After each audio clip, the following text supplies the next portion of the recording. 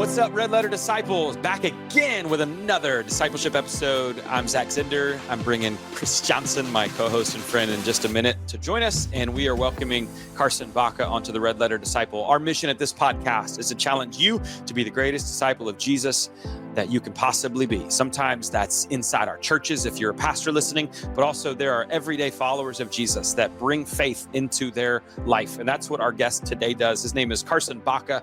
He's a young man. He is a redshirt senior at Auburn University, and he is the greatest golfer we have ever featured on this podcast. He's a +6 handicap. Those of you who play golf, that is ridiculous. Hey, he was one of the core pieces to the Auburn Tigers national championship last year.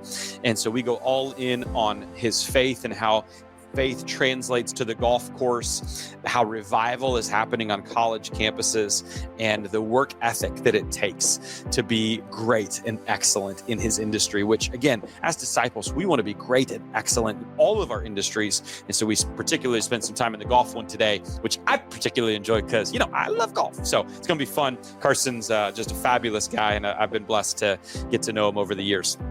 I want to thank our sponsor today, which is Red Letter Living. We create resources that help you and your church create greater disciples of Jesus. This podcast is one of them. Our bread and butter, what we do, our niche is 40-day challenges. And I want to tell you about one today. It is Serving Challenge. It's a resource, a 40-day challenge that's going to help your people serve more and more like Jesus. If you are struggling right now as a pastor to retain volunteers or to get new people to serve at your church, I want to bring this resource to you. Not only will the people learn how to serve like Jesus, but you can use this resource to leverage getting new people into teams and getting people who've always served to even up their capacity. And we've seen really great experiences so far with those who've gone through Serving Challenge. You can find out more about this particular book at servingchallenge.com. And you are able right away to get this book and to launch it in your church. But if you're listening real time, we think that after Easter is probably the next best opportunity. And then fall is coming up. And some of you may have all your calendar planned out for the full year. And so you may already actually be wanting to think about 2026. Pencil in a 40-day challenge, like Serving Challenge. New Year and Lent are awesome times to do it as well. But we want to help your church create greater servants of Jesus. And this is the resource to do it. And so check it out at servingchallenge.com. Pastors, if you want a free copy of this book to see if it would be right for your church, we'd love to send you one. Just email us at hello@redletterchallenge.com. That'd be our honor to do that. So, hey, we're going to get to Carson in just a minute, but I want to thank those who have rated and reviewed and subscribed and followed. That really is the currency that you can give to us. This is a free to you podcast, but how you can quote unquote pay would be subscribe, follow. That means the world to us. It allows us to keep going. It allows us to get sponsors and do all the things that we need to do to make this resource as powerful as we can. So if you haven't done that, please do that. Just spend a minute or two, and that'd be awesome. So hey, let's get to today's episode with Carson. Let's do this. Well, I'm pretty pumped today. We've got the greatest golfer that we've ever had on the podcast today. That's for sure. Yeah, Carson Bacha is joining us today. He's one of the top golf amateurs in the world. One of the key contributors to the Auburn Tigers college golf team that, Chris, they won the national championship last year. That's pretty impressive. Yeah, they're looking to do it again. Some actually, when you look at the history and the dominance of their last season, say it might have been the greatest year of college golf by a team ever. It's wild. Wow. He boasts a +6 handicap. Yeah, that's pretty good. I'm +7, so that's pretty good. Yeah, so you just beat him by just a little bit. And those that don't know, that's well under par every round, which is insane. He also happens to be a great guy. I was proud of for a couple of years to run into him when he was coming to our church when I was in Florida, and we've stayed in touch since. And I pay attention to every tournament that he's got going on, and I'm always watching that leaderboard. And I see his name on there a lot because he's a great golfer. So welcome, Carson Bacha, to the Red Letter Disciple. How you doing today? Excellent. Doing great. Thank you guys so much for having me. Super excited to be a part of it.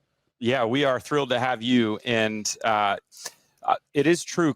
Chris was asking right before, we have played golf together. And I mentioned that I taught you a few things on the golf course. Yeah, you know what's funny is that Zach is so competitive and horrible at losing. I'd almost like to be in a cart with you guys just to watch Zach.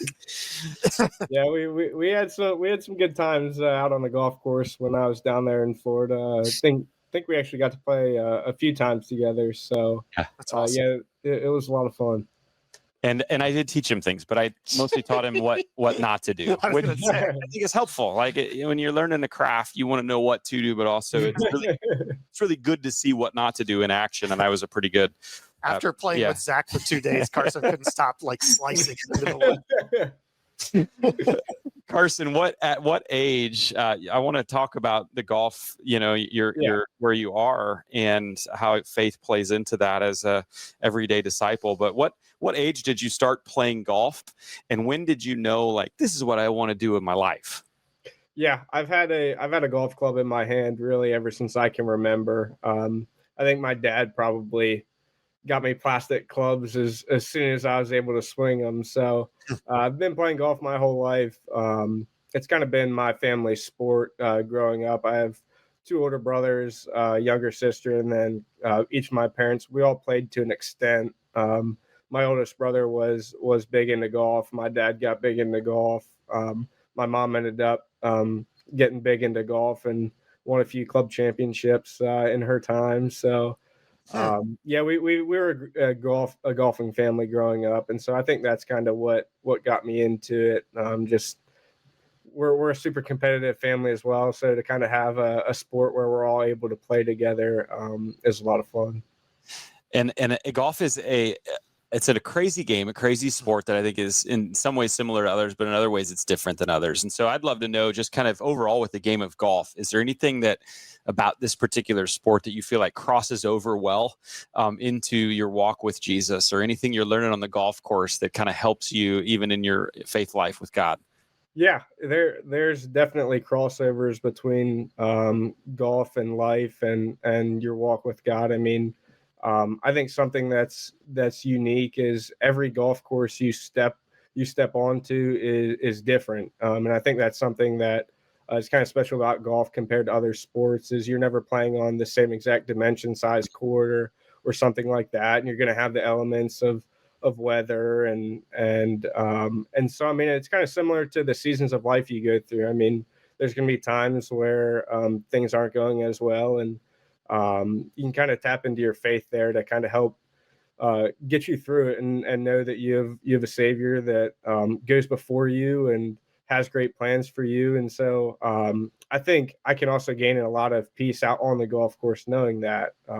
And so I do think there are many similarities and crossovers in golf and in life and your walk. I mean, just being out in nature, getting to enjoy the creation that the Lord has blessed us with is something that can be taken for granted often. And I try in a lot of the rounds of golf I play to just kind of sit back and not think of anything about golf, but just look around and be like, I mean, it's beautiful. It's what a cool sport that you get to be outside the whole time, like battling the conditions of the day. Like it's awesome. So so much better than being a pro bowler. Smoky fried food. Yeah. Wings over here. Yeah, that's amazing. And yeah, you've gotten to play some really, really beautiful golf courses. Tell me, coolest and best golf courses you've gotten to play where you looked around. It's like, are you kidding me, God? I get to play here. Has there ever been a golf course that you're like, I can't believe I'm on this golf course right now? I've been fortunate enough to play a couple. Lucky enough to play this one right here. Got on to Augusta National. So here at Auburn, our juniors and seniors each year get to take a trip out there and play there. So I'm actually headed there end of this month as well. Which I'm super pumped about. And then the other one I would say, which is arguably right up there beside it, is Cypress Point, out right near Pebble Beach. How they built a golf course right there where you're on the cliffs over the ocean it's unbelievable. And those would be probably two of the cooler places I've been. And then I'm also a really big fan of mountain golf. And so we've taken a couple team trips up to Cashiers, North Carolina, where we've played. It's kind of a hidden gem called Wade Hampton, which again, I love being outdoors. I love the mountains, and just kind of like I said, getting to sit back and look at what's around. And so that's one of my favorite golf courses I've ever played as well. How important is, like, golf's different in that the length of it. I mean, it's hours and it's just you. It's not a team game. So it's you and you may be a caddy, that's supporting you. And of course you got fans that are cheering you along. But how important is it to kind of stay mentally in the zone and just in a good spirit, in a good place? And yeah, how do you do that over the course of those hours? When it's I don't know if there's a sport out there where your mind has so much time to wander towards all sorts of different things. And so it's super important. I mean, it's great when you have a caddy. A lot of times if I have a caddy and I'm on the golf course, in between shots, I'm talking nothing about golf. Like I just because you're out there for so long, like you're burning through a lot of energy. You want to be fresh when you're stepping up into a golf shot. And so pretty much all the time in between walking, you're kind of either thinking of something else or having conversations with your caddy or those that you're playing with. Because I mean, once you get into tournament golf, you're looking at like a quick round of golf is like 4 hours. We play in college golf a lot of rounds that go 5-6 hours long. And another thing, college golf also brings you a lot of 36-hole days. So we're out there from, 8 a.m. till 6 at night, just nonstop playing, where you're burning through energy, your mind's wandering every which way, and so it's tough. So how does your faith then help you in those long gauntlets of days? Like, talk to me about how, you're maybe back up and just tell me a little your journey of faith, where it's led to this point, and then how you take it onto the golf course with you. Yeah. So I've grown up in a Christian family. Really, all of my aunts, uncles, grandparents, we all grew up going to the same church. Back home, it was a Methodist church. Walk in, you're sitting in pews, listening to the choir. And as a young kid, I didn't get too much out of it. I attended Sunday school. I listened, but that was pretty much to the extent I went. And kind of as my family, as my siblings and I got into a lot of sports, you'd start to have sporting events on Sunday, start to not go to church as much. And we ended up actually headed down to Florida for a few winters. One of my parents would typically come down once a month to come see me. And my dad came down one time, and he actually headed out and found the cross one Sunday morning. And he came back and he's like, Carson, you got to go check out this church. Like, it's awesome. And so the next week I ended up going, and I'll give props to you, Zach, delivered one of, at the time, it was the most powerful message I had ever heard. And as I just continued to head to the cross, I felt my curiosity for it grew more and more. And it's funny, I always say this in my story. It was the first church I've ever been to where I looked forward to hearing a message more so than just singing and praising God. And so that was a big step in my journey down there at the cross. And as I kind of graduated up high school and came into college, I looked for a church similar to the cross. It's been really cool. Since the cross, every pastor that I've met has played golf, and I've been able to connect with them through that, which is awesome. So I ended up meeting our pastor here at our Church of the Highlands here in Auburn, and grew a great relationship with him. And kind of just, I found a big part of my journey was surrounding myself with other people that could either mentor me or help me grow in my relationship with God. And so ended up getting plugged into Church of the Highlands down here, got baptized March of 2022. And it's just been an unbelievable journey. And I'm grateful for the community that God's blessed me with, and the people that he's provided me with, and the opportunities. I mean, it's so easy looking back to see all that God has done. And I think kind of tying that into once, like you asked, getting out on the golf course, you're playing these super long rounds.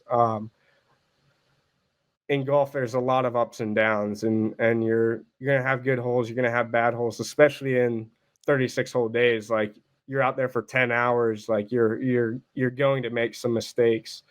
And I think kind of keeping a mindset that God has you right where he wants you to be, and he's providing you with just his perfect plans, like that gives me a lot of peace out on the golf course and helps me to just kind of enjoy the day a little bit more, because I already know I have a savior who's provided me eternal life and has forgiven me of the sins I've done. And so everything else is just kind of a bonus. And getting to play a sport I love with talents he's blessed me with, I mean, there's times where it's going to be frustrating, but when I then reflect, I do a lot of reflection, like come end of days, end of rounds, like I reflect on it, and that's where you're really able to see where and how God moved. And so I think just kind of keeping that perspective is what really helps me out on the golf course and in just life.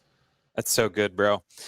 Talk to me about the work ethic that you've had to have to over the course of your life, honestly, to make not only a D1, but an SEC, and an SEC. We'll talk a little bit later about the national championship, because I think there's sometimes a knock on people in Gen Z specifically that, like, oh, they don't want to put in the work. They just want to, entitled is a word I hear. Yeah. I heard that for the millennials as well, but I think we're hearing that even more. And I don't know that it's always fair by any means, but I bet that the work ethic has been pretty consistent and probably started from a pretty young age for you. So tell me a little bit about the work ethic that you've had to kind of create for yourself. Yeah.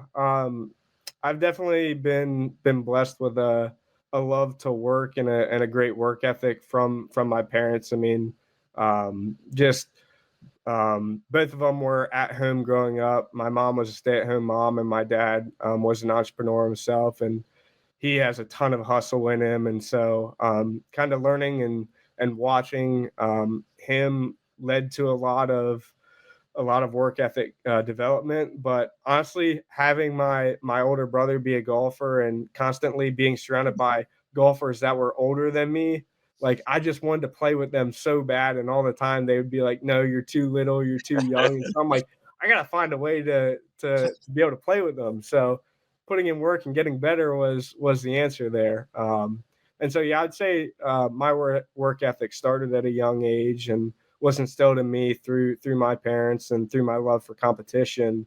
But it's been a lot of hours put into golf, and my dad's always been one to tell me there's no shortcuts to anything in life. And so I've really held true to that. And I think along with work ethic, it's taken a lot of sacrifice as well. I mean, another thing that is one of the greatest blessings I've ever had in my life was the opportunity to head down to Florida in the winter times of each year of high school. I'm from York, Pennsylvania, originally, so obviously it's not ideal there in the winter time for golf. Most people are putting their golf clubs away and picking up skis or a snowboard. Yeah. So to have had the opportunity to go down to Florida, stay with very close family friends, and Ray and Pam Carrazzo, they welcomed me in. And I mean, looking back on it, it's pretty unbelievable. I mean, a 14-year-old leaving the house of 6 of us, bunch of dogs, like super chaotic, super competitive, down to a retired couple that I'm in their house. I met them 2 weeks for the first time before going down there for a few months. Like, it was unbelievable. And to see how things lined up, like, it's so clear to me that God was working all through that. But so, I mean, while down there, then I learned to continue to work hard. There were some other really good golfers that played out of the course that I was at. And so just continued to learn from them. And yeah, I mean, I think that's a lot where it came from. And kind of like you said with Gen Z, I think I think there is a little bit of a negative connotation towards them that not all of us have great work ethics. And while I think there are cases where you do see that, I think there's still a lot of people that are willing to put in the work and understand that a lot of things aren't just given out. You have to earn them. And I think being in a sports program and being surrounded by so many other athletes, it's so clear to see that there's plenty of kids out there and kids at a college age that are willing to work and know that success comes from hard work. So yeah, it's good. I think it's really cool that you know, in part of your story, not only you put in the work, but there's, you know, a lot of other people that have to sacrifice to get absolutely even a D1 scholarship, you know, and then of course, if we're going to go pro, and there's just many people involved kind of behind the scenes that absolutely help. And I think that's honestly a beautiful picture of discipleship, that it's not meant to be kind of, you know, hard work gritted out on our own, but as we're putting in the work and putting in the discipline and getting the habits in place that we need to have, that we have champions alongside of us that can be pouring into our lives. And no doubt. yeah, I think that's really, really powerful. So I have a question. Maybe I'm skipping ahead, but sorry. Your throat, you okay? Yeah, no, I really got choked up there. So Yeah. I have no idea how, because there's so many college golfers, and I mean, obviously you're on a really good team, but like, what is the path for you to make it to like the next level, to make it to PGA? Can you explain that to me? Yeah. So, I mean, probably in 2020, the PGA Tour started what's called PGA Tour University. It's a really cool program. It's the PGA Tour draft in a way. For the longest time, you could be the greatest college golfer without a doubt, and then graduate. And when you turn professional, you'd have to start at ground zero. Oh, wow. And so, it was tough. I mean, when you go to try to make it towards the next level, it takes very good golf, but it also takes a little bit of luck and playing good at the right time. So there were countless times where you'd have the best college golfer in the world graduate, and then you'd never hear from them again. And so some guys on the Korn Ferry Tour got together and kind of talked, and I'm sure this was a super long process, but they ended up developing what's called the PGA Tour U. And so what that is exactly is every tournament you play in, based off how you finish and how strong the field was, you'll receive a certain amount of points. Okay. And starting your summer going into junior year of college, those points will start going into the PGA Tour U system. And come your senior year final event, national championship, the player that has the highest average of points per event will finish number one. And you'll kind of go through that process. As of now, it's top 25 will receive some sort of status out of college. So right now, it's the number one player actually gets their PGA Tour card right away. Wow. 2 through 5 get their Korn Ferry card right away. 5 through 10 get partial status on Korn Ferry, and then 10 through 25 end up on what's called PGA Tour Latin America. And so that's kind of the pathway for us right now to get to the PGA Tour. And if you don't finish inside that top 25, every year they do hold what's called Q School, qualifying school, where any professional golfer can sign up for that.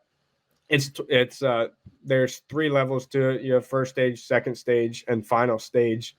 And through that, you have the opportunity again to qualify for either, there's a few spots given to the PGA Tour, but it's mainly for the Korn Ferry Tour.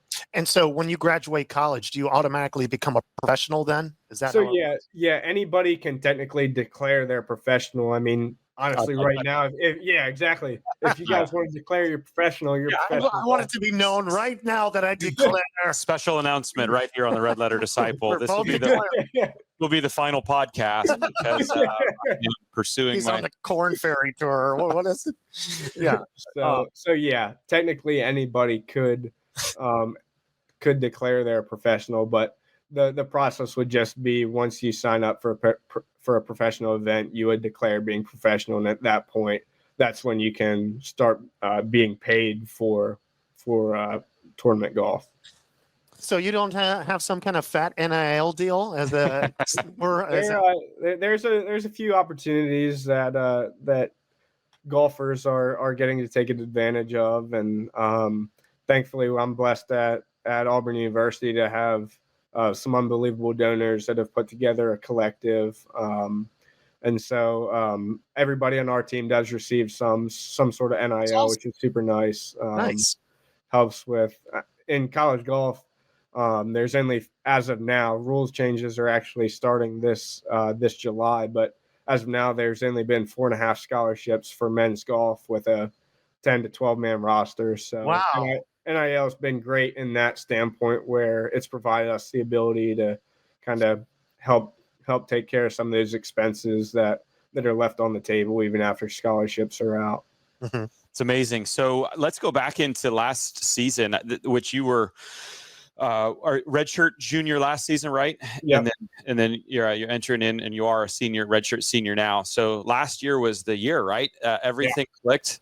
As I mentioned in the bio, like some articles I read were saying it may be the most dominant year of college golf put on by a team ever, which is just crazy that you got to be a part of that. And so when did you know that, last year, when did you know that our team's got a serious shot? Did you know from the very beginning? Yeah, I would walk me through the year and how that went. Yeah, so when I came in freshman year, fall of 2020, we had it was an interesting dynamic. We had 4 seniors, a 5th year and a 6th year, no juniors, and then 4 sophomore, 4 freshmen.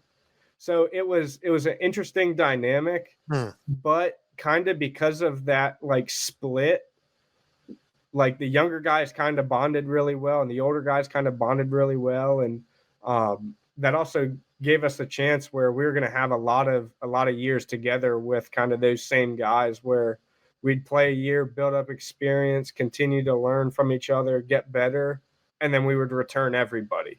So we were in a nice position where we knew we were going to be really good for a while. And I mean, last year was unbelievable. It was everything kind of clicked. We brought in an unbelievable freshman and Jackson Coyne. We brought 2 other freshmen in as well that are both unbelievable players. Josiah was part of our 5 that kind of really got things going in the springtime. But we had something special cooking there for a little bit. Coach Kleiner did an unbelievable job. Him and Chris Williams and Buddy Alexander had done a great job in recruiting to build up. Our biggest thing as a team is culture, and so I think that was a big part of our success last year, was just how close all of us are together, knowing that we're playing for something much bigger than ourselves. We're playing for each other. We're playing for the university. We're playing for our families. We're playing for God. So I think that was a big part of what helped lead to the success that we had last year. And so I want to know, because I'm going to be real with you. I probably get more nervous over like a 3 to 4 foot putt than I do to talk in front of 300, 400, thousands of people. So how in the world with a national and my putt means nothing. Yeah, I really don't. I mean, it might mean that I win a hole or meal, maybe. Yeah, who knows? But I can't imagine how much my knees would be knocking on, in those final rounds. And so talk with me about the national championship and what's it like? Is it, is it super nervous? Is it anxiety? How do you lock in with the Lord in those moments? Like go back to those couple of days because it's also, right. You can tell a little bit of the format if you'd like, because it's like a lot of days of consecutive golf, some of those 36 hole and it's match play. Like, so it's at the end of a really long gauntlet. And so how do you get through it? And tell me more. Yeah, so the national championship in golf is set up where you play. Everybody shows up. You play a practice round, and then you end up playing 4 rounds of stroke play. And then as soon as those 4 rounds of stroke play end up, you switch to match play. It takes 30 teams advance to the national championship. The top 8 teams will end up making match play. And then from there, you end up playing the round of 8, round of 4, and then the finals. So it's a super long week. You're out there for a while. And you're trying to conserve energy each round because you know you got more golf coming the next day. It's nerve-wracking. I mean, you're headed out there, you're playing on the biggest stage in college golf, and I think for me, a lot of my time out there is spent in prayer, like before rounds, and spent in His Word, like every morning, like just trying to. I'm asking God for peace out there, and because it's you're in a position where it's everything you've dreamed of, and so because of that, I think you add pressure to yourself. Kind of as you start the weekend stroke play, I don't think there's as much pressure. You're playing, so 4 rounds of stroke play. You play 3 rounds, and then there's a cut to the top 16 teams. So kind of you get to that third day, you thankfully we've had a great team where we've been playing really good, and so we weren't too worried about that first cut. But then you end up your 4th round, you're trying to make it inside top 8, because if you finish 9th, your week's over. You got no chance to win the national championship.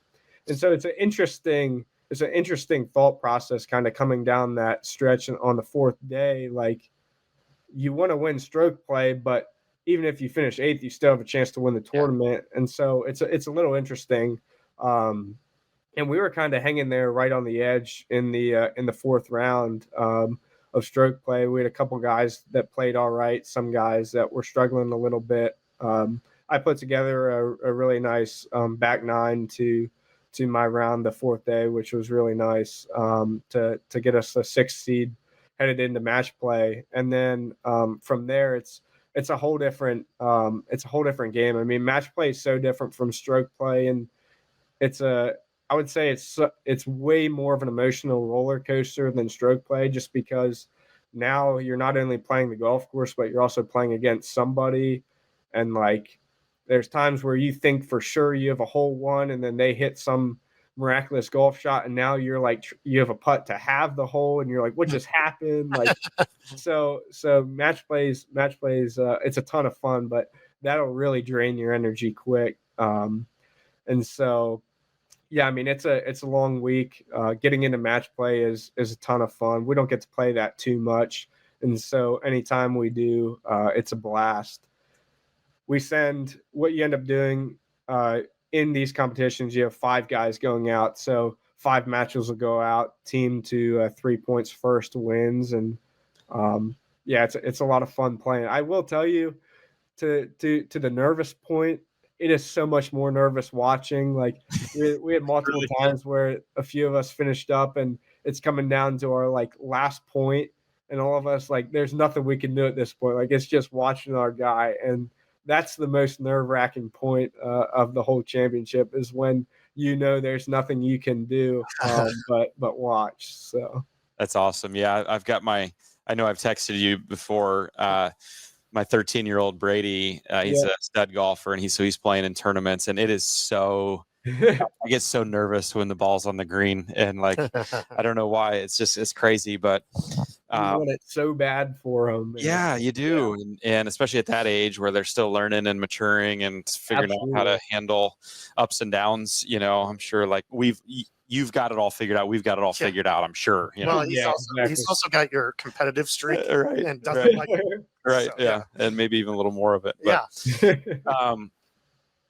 So yeah, talk at the end of it, like actually winning the championship. What did that feel like? Because I would have to imagine, you know, I think probably as a young guy, if I'm in your shoes, I'm dreaming of one day being on the PGA Tour. Yeah. and playing in the majors and walking down, but I would have to imagine that as part of that dream on the stop to get to where you initially wanted to get to, like there's not much better than a college national championship and to be a key contributor to that. And so what did that feel like to get to that mountaintop experience? It was unbelievable. I mean, starting the week we get to Auburn in the fall, we have our team meeting first week of the year, and I mean, it's plain and simple. We put it like, what's our goal for the year? It's to win a national championship.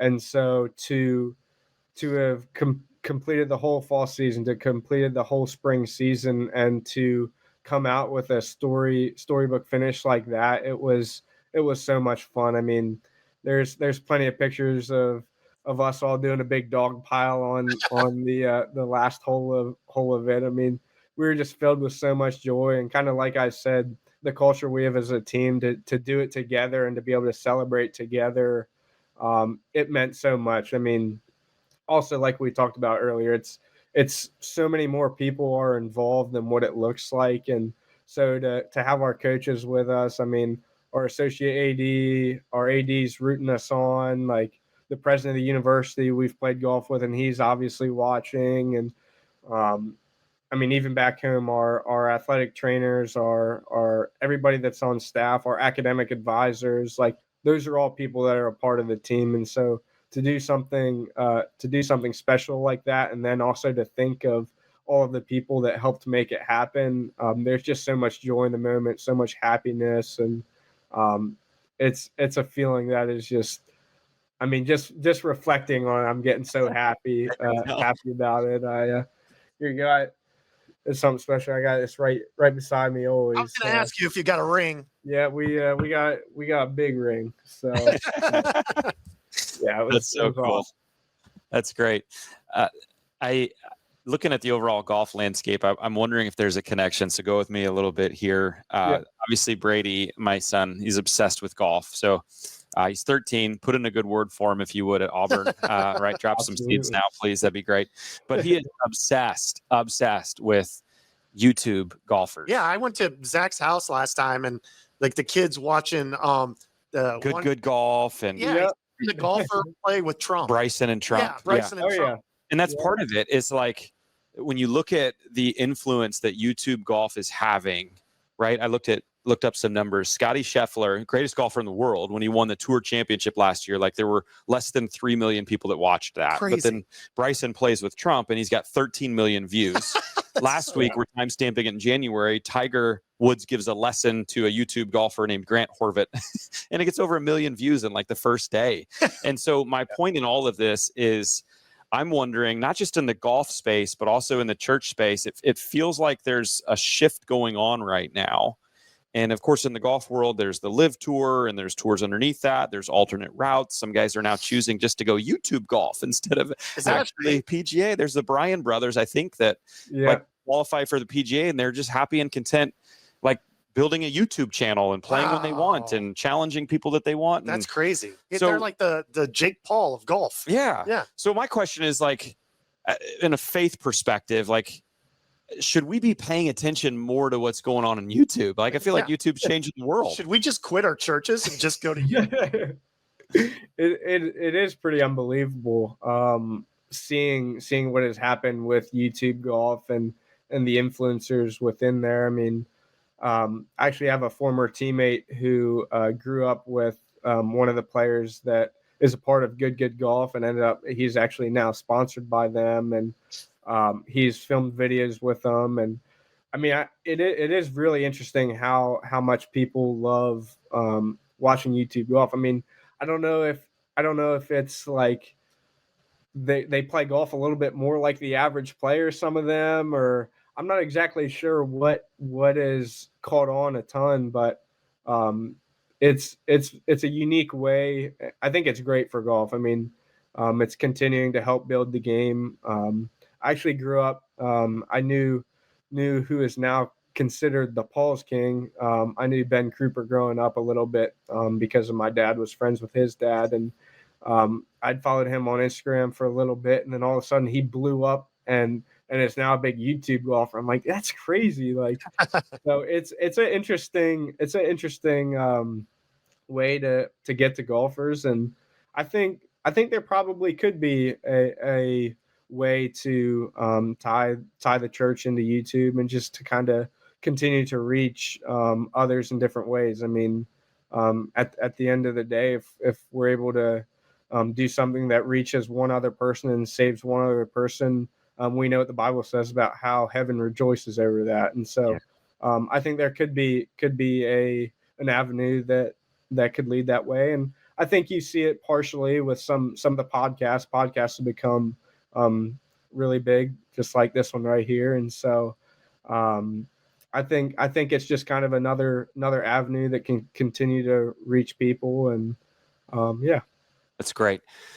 It feels like I'm hearing a lot, and I think even at Auburn University, there's a couple guys, a guy, JP Pokluda and then Jenny Allen, that are doing these college, almost like there's a lot of revival happening on campuses, and I think they did stop over at Auburn. I don't know if you went to that or not. Yes, I was there. You were? Okay. So tell me about that, and because it feels like there's a real I'm getting conflicting data with Gen Z on, it does feel like there's a spiritual openness overall.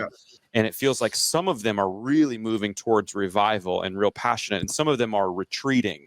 Obviously, what you went to is probably the good side of that. And Absolutely. So what are some things happening on campus life right now that we should be aware of? Because it does feel like some really cool stories and testimonies and lots of baptisms and people giving their lives to the Lord. And so what's that like right now? Yeah, I think to start, Church of the Highlands I think that's one of my favorite things about it, is how much they kind of pour into kids in college and high school, and they've been really big supporters and kind of pushing it towards adults, letting them know like there's something special happening in this generation, and kind of seeing all the different universities and stuff that have had revivals it's just evidence towards that. And I think JP and Jenny Allen, when they come, I think what it's called is Ignite, and they hosted theirs in our Auburn arena, and we had at least 5,000 kids that came in and listened to a great message from JP. And it ended up happening right at the end of it. Somebody had went up to Jenny and was like, "Hey, can I get baptized?" And they were like, not prepared for that. They like, it was more so just giving a message, like continue. And they're like, well, I mean, yeah, like, let's do it. Let's find some, like, we got to find something. And so they're trying to figure out whether to like get water in the back of a pickup truck and do that, and finally we're like, well, there's a pond like right near that. All of a sudden, like once they announced that somebody wanted to get baptized, like everybody started wanting to get baptized. And so from the 5,000 people that were in the arena, everybody started walking over towards the pond right by what's called our Red Barn. And this is like probably 9 o'clock. We probably got there at 8 o'clock to this pond. And we ended up having like 6 people in the water doing baptisms. And this went on for hours. I mean, I have videos of my phone. It was one of the coolest experiences I've ever been a part of, seeing revival happen right here in Auburn, with athletes that I see every day in wellness, with the regular students here at school. I mean, it was an unbelievable experience. People pulled cars all around the pond, turned their headlights on so it was all lit up, and I mean, everybody's getting in the water to be baptized, and it was just so cool. So to see that and to hear of all the other revivals happening at universities, a lot of them happening from where Ignite goes, it's so cool, and I think it should put a lot of hope in not only kids of my age but also into adults, to let them know that there is something special happening in this generation. And I think we'll continue to see that as we continue to get older as well. That's beautiful. What do you, if you could put your finger on, like, what are a couple of the reasons or things at that night that Gen Z is really connecting to? Like what is it about right now, this present age, that is sort of resonating with you and your peers? I think we're in a season of life where there's a lot of uncertainties, and school's really busy, and you're trying to juggle whether you got to show up to a job interview, what you're going to do in your future careers. Like, there's a lot of unknowns, and to have somebody come and share the good news, to share a guarantee that you can have, and to share a greater power that can give you peace that you've never experienced before. I think people are becoming more curious about that, and they want to figure out for themselves kind of what that is like. And then I think a lot of it's also just like seeing what's happening in other people's lives. And I mean, like I continue to say, being here in Auburn, in a college town, we have so many kids that attend we do a college night every week. And so I've brought teammates, I've brought friends in that have never been around church, and they walk in the door and they go, "Why is everybody so happy here? Like, why is everybody smiling? Why does everybody want to talk to me?" Like, they're starting to realize why those people are happy, because they have a relationship with God. And so I think that's a big part of what is continuing to lead to the revival, is people being curious and then also experiencing through others what freedom is. That's good. And you go to a great church, Church of the Highlands. For those pastors that maybe that are listening that aren't aware, they've got so many incredible free resources online. They are an open source church.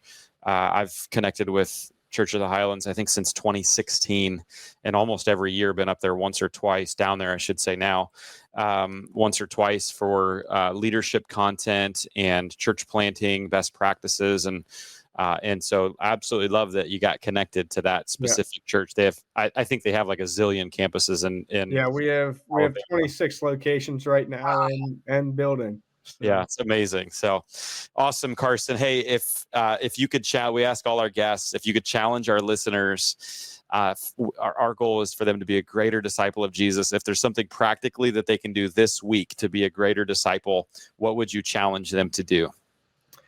I would challenge them to try to either introduce or share at least some sort of scripture to somebody completely random. I think there's a lot of power and courage in that. I think many times you can kind of feel like, I don't know if I should do that, or like you experience a little bit of fear in there because you're not really sure how somebody would react. But I think it'll also help you grow as a person, and it'll help you grow in your relationship with God, because I think something we actually talked about at church this past weekend was just being vessels for God. And God wants to use us.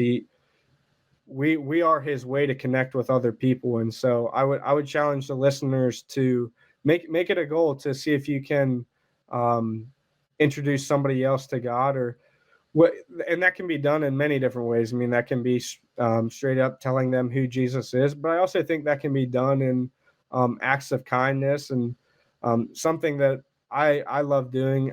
I like to be a giver. I think give is being a giver. Give is actually my word for 2025. And so I think maybe you buy somebody's food in the drive-through and write a note that Jesus loves you or something. Like, anything as simple as that it can set a seed within somebody that the Lord can one day sprout. And I think there's so many different stories of people who end up coming to church, coming to Christ because of something as small as that. Something you may think you've not done anything. You may think it's just the smallest thing, but that's what can lead to somebody else's life being changed. So, and I think that's what the devil's goal is, to prevent us from doing, is sharing the gospel. So, I love that. I would challenge the listeners to that. Yeah, listeners, if you take that challenge, #RedLetterDisciple, if you're going to, give a random word of encouragement or a random act of kindness. Let's get out there and be the people that do those things. They really do make a difference, right? The Word of God is active and alive, and I think nothing really shows the heart of Jesus like generosity does in our day. And that's the book we're working on this year on our side, is Giving Challenge. So when I get it done, Carson, I'll send it down to you. Yeah, I love that. Yeah, Send that's me awesome. one. I won't send you one, Chris. No. Yeah, I'll send you one too, Chris. How's that? Does that Good. sound all right? Great. All right, Chris, what you got for Carson? Okay. You love golf. We Yeah. are going to do we do a game at the end of every segment. This game is going to test the depths of your knowledge on the sport of golf. Oh, am I going again? You are going Oh, against cool. each other. Okay. And Great. so what's going to happen is I'm going to offer, the first one is literally closest to the pin. So Okay. you'll both give me a number. Okay. Great. I'm going to let our guest go first. Great. The average number of dimples on a standard golf. Oh man, The average number of dimples on a standard golf ball. I have heard this before, and I am not sure, but I'm going to say 258. Okay. Gosh, in my head, I had 255. I don't want to be the jerk that just goes under. So Right. I'll just go an even 200. Okay. The average number of dimples on the typical golf ball is 336. My other guess would have been 312. So Wow, there you go. So that's So you already got the point, Carson. You don't need to rub it in, man. again closest to the pin. Zach, you'll go first. How old was Tiger Woods when he won his first Masters title? Gosh, yeah, he was young. 20. Okay. I was going to say 22. Oh my gosh, it's 21. It's a push. I thought it was going to be in the It's a middle. push. I thought it might be 21, but I was also, it might be 19. So. Wow. Man, he could have been a real jerk, said 21, and he would have won it. I told you, he's kind. He's kind. Okay, we're going to go back to Carson. Carson leads the game 1-0. How wide is a regulation golf hole cup? 4 1/4. Okay. Are you going inches? Is this inches? Yes. Yeah, it's not centimeters. It wouldn't fit in. I bet he's right on. He's not right on. Okay, so let's see. Put this out with the finger. 3 3/4. Okay. It is, what'd you say, Carson? 4 1/4. Oh my gosh, you are right. It is 4 1/4. Okay, well. All right, it's 4 1/4. I read it wrong. So he's up to 0. Okay, Zach, over to you. The first 18-hole golf course in the United States was developed in which state? I'm going to go Carson's home state of Pennsylvania. Okay, nope. I'm going to say Virginia. It was Illinois. Dang it. Yeah, Okay. I wasn't sure on that one. Okay, closest That to the seems pin. interesting. Closest to the pin. You've got the hat on. Augusta National, one of the most prestigious golf courses in all of the world. The U.S. Masters was first played at Augusta National in what year? Oh, boy. You can look at this in the locker room when you go up there this year. I'm sure they got some Yeah. sort of. I'm going to say 1947. Okay. 1932. 34. Zach, you got a point. Very nice. Yep. All right. And I had no idea. You got to say it with confidence. So this is interesting. Using pink and orange balls on white greens. Where is the annual World Ice Golf Championship held every year? World Ice Golf? Yep. I'm just going to say Iceland. Nope. I've never heard of this, so I would say I'm gonna say Alaska. It is Greenland. Grant wins 2-1. 2-1. Carson. Carson. I'm so sorry. Grant Carson. Horvitz. I was thinking of him. So sorry. We've done 5 podcasts today. I'm sorry. Well, we interviewed the coach of the Little League World Series team that defeated Taiwan, and now we've got We're just bringing champions champion onto the show after today. champion I love after it. champion on the I Red love Letter it. Disciple.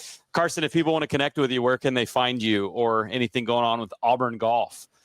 Yeah, you can connect with Auburn Golf on Instagram or Facebook, and then I also have an Instagram and Facebook as well. It's just Carson Bacha, my name. So yeah, you can connect with me there. Cool. We'll put those links in the show notes. And then are we going back to back this year? That's the plan. We have the firepower to do it. So we're excited. We're getting ready to start up our spring season here, February 1st. We head out for our first event. So we're looking forward to getting after it, and we definitely have the postseason in the back of our minds. So. Cool. I know y'all had a great fall already. Carson's got the blue check on Instagram. Oh, there you go. There you go. Hey, man, we are cheering for you for Auburn, and I'm also cheering for you that you get up those rankings of the PGA Tour. Yeah, let's go. That you get that Walker Cup invite to represent our country as one of the best amateurs. Yeah, keep me updated. I know you will, and I'll be watching those leaderboards and praying for you. All right. I appreciate it. Thank you guys so much for having me on. God bless you, man. Take care, Carson. Love you guys as well.